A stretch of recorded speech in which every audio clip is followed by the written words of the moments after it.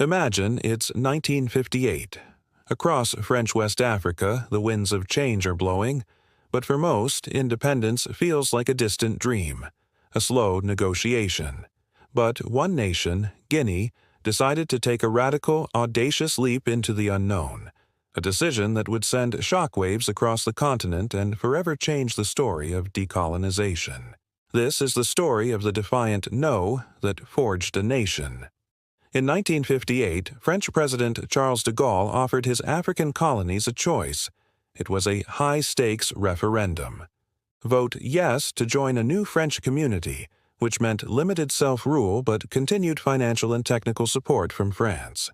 Or vote no for immediate, total independence, knowing full well that France would cut off all aid, severing every tie.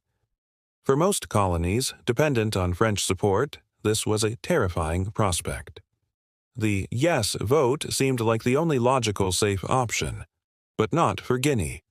Enter Ahmed Sékou Touré, Guinea's charismatic and fiercely nationalist leader.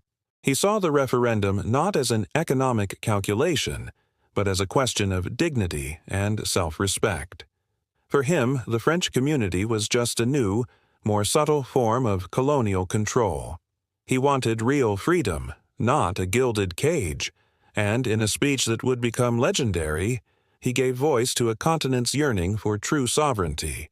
Facing immense pressure from Paris, he declared, "We prefer poverty in freedom to riches in slavery." That powerful phrase became a rallying cry.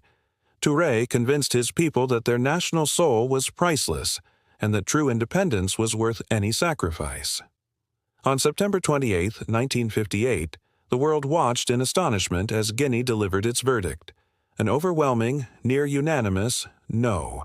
It was a direct challenge to de Gaulle, a rejection of the colonial order, and a stunning act of collective courage.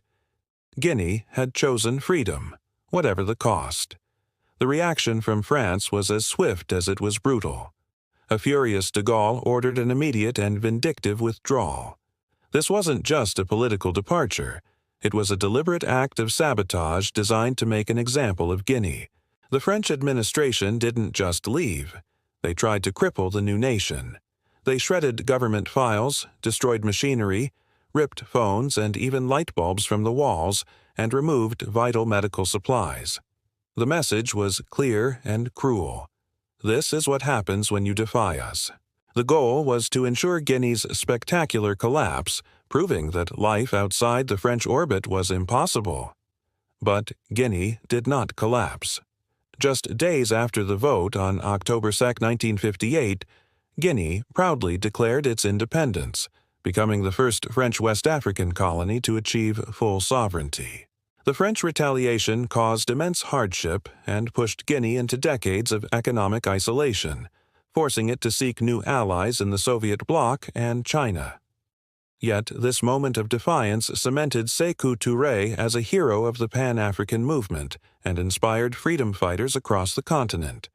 Guinea's story is a powerful testament to a nation that, against all odds, chose its own destiny. It's a reminder that the quest for freedom, dignity, and self-determination can be the most powerful force on Earth. Thanks for watching. If you found this story as inspiring as I do, make sure to hit that like button, subscribe to the channel, and ring the bell so you don't miss our next dive into history's most pivotal moments. See you next time.